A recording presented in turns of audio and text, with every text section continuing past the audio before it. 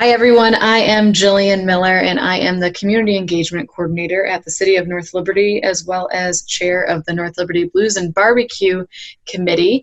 And we are listening to blues all day here. Hope everyone's having a great time with their backyard barbecue parties. We are taking some time today to chat with each of our Blues committee members and get the scoop on what goes on behind the scenes to pull off the festival.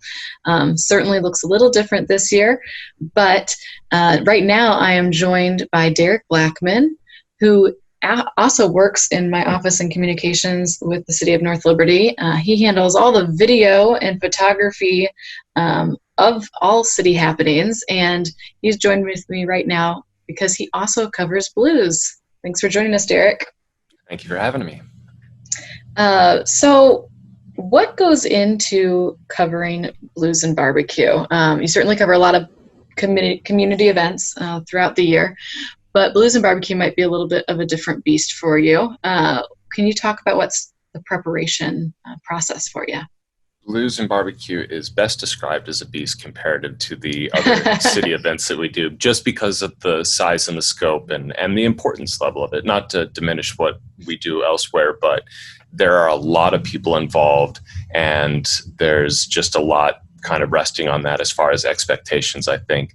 And so we have maps of the park, we have placement of where everything's going to be. We also have, I think, some contingency plans if things get moved a little bit. And we basically build the strategies off of that. We have a schedule of when things are expected to happen, at what times, and just aim to try to be in the right place at the right time to capture those things in their best light while they're happening. Yeah, and we sit down in the office, as we've already mentioned here. We are coworkers. We both work in the communications office for the city, and we go through that checklist, like you said, and it might be anything from these are the certain shots we might need for future promotion, or this is the time that this particular performance is happening, or this is the time that the balloon artist might be doing something, or something that has a specific time to it. You have that one shot to get that captured. Certainly, it sounds more daunting when you say it's like one shot. You can't miss anything. It's a little bit of a longer window, I think, for a lot of those things, which makes it a bit more doable. But there is a literal list poking out of my back pocket. Anybody who's seen me at one of these events, I'm constantly referencing that to know where I need to be and how much time I have to get to the other side of the park quickly to get the other thing that is happening in a certain narrow window. The other person on the team, that's Joel Miller on our team. So Blues and Barbecue isn't just a one-man job to cover. How do you split up the work? Kind of imagine Joel at the opposite end of the park as myself, and we're running laps around and trying to capture everything.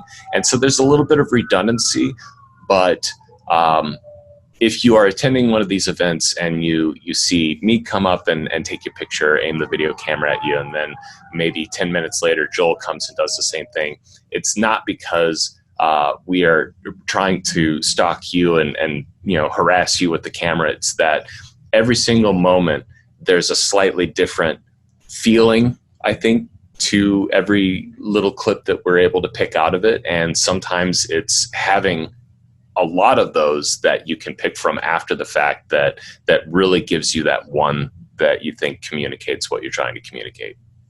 Well, and I like you saying that there's a different feeling that comes out of it, because that's what I feel is so special about community events is we're creating memories and moments for people to think back on. And there's so many different experiences at the same picnic table from 1 hour to the next, and you guys are capturing it all, and you're capturing it for 12 hours. So it is a lot of work. So you do need to take a break out of the sun every once in a while.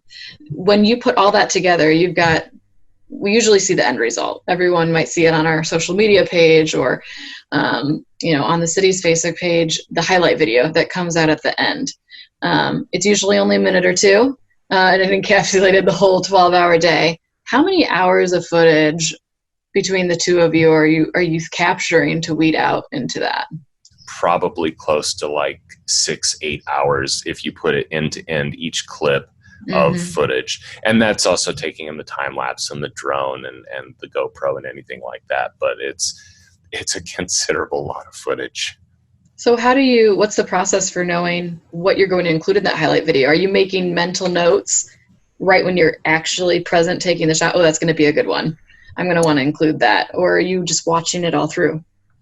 When you are getting these shots, as you're getting them, you are probably, there's something about some of the shots that you've gotten that cause it to lodge into your memory. And so you're looking for that one later on when you're doing the editing process. You're like, okay, that kid had the sunshiny smile and was just having the time of his life because he was about to jump into one of those inflatable stand-up toys, and so that's the shot that I want to go back to. Or, oh my gosh, that food that the people were eating, that came right off the grill and it looked perfect, so that was the one that, you know, I want to pull off of. But something along those lines. Everywhere there's a lot of mental check marks that are being made to go back to. Yeah, definitely. And you know, we just, it's so valuable to have the highlight videos and all the content that you are capturing and producing, especially even as an organizer. I mean, not being able to really immerse myself sometimes in the event, watching it back kind of lets me pick up on a lot of the moments that I might have missed myself. So I personally love being able to look back at what you've created, and I know that people, again, these are great memories for their families, or if they're visiting the area, and to, you know, be able to watch the video back and get excited for the next year is really important. And of course, it helps the community support. Our sponsors give a lot of gifts to keep the festival running, and we love to be able to share everything that happened with them as well. I know we've joked before together about the difference of taking video or photo at the event, and how sometimes approaching folks with the camera, they're not quite sure which one you're taking. So I just wanted to throw that out there because we've joked about it before. But you know, what is the difference between taking photos? We've talked about video at this point, but how's the approach different when taking photos at the events? The difference between doing video and stills out there is that, and I don't want to suggest, because I'm sure somebody else working in media would draw back and say, no, that video is a little bit more forgiving. And that's just because you hit start, and as long as you're attendant to all of the different necessary controls on it to make sure that you've got a decent appearance, you can kind of keep that rolling. And so you're more likely to capture that moment that may have otherwise been much more elusive for a still shot. Because a still shot, even if you take multiple shots, you're still having to rely very specifically on that one very ephemeral moment. And if you don't capture it, you might capture someone in a half blink, or maybe that was slightly blurry because they were starting to move and you didn't realize it. And because of how quick everything's moving out there, you get back down to the office and you're uploading all of this stuff and you go, oh, I missed that shot. And it's a little bit disheartening at that moment, but it can be a challenge, but it's also really worth it once you get that shot. Yeah. Well, again, thank you for all of your work and sweating outside, covering the Blues and Barbecue, and of course all the other community events that I'm sure many of the listeners have seen you or Joel covering before. Really wish that we could be capturing photos of everyone being together in the park today, but with in-person event canceled with the pandemic, we know people are still gathering in their own small groups throughout the area, and we would love to still see your photos or videos that you might take on your own capturing this day. And so if you could please share those with us, tag us on Facebook or Instagram, our Blues and Barbecue page, or the City of North Liberty's page. You could also email those to us, info@northlibertyblues.org. We would love to see what you've captured today, since our team isn't able to capture all of you together. So thanks again for your time, Derek, for your time right now and talent capturing the festivals year after year. We are ending each interview today with asking everyone what song they want to hear next. So is there a track that would take you into Blues and Barbecue? I have more recently become very into Nina Simone, and I know that a lot of people probably say that she kind of belongs to a little bit more the jazz genre, but I think she crosses over both. So Nina Simone and Backlash Blues. All right, let's hear it.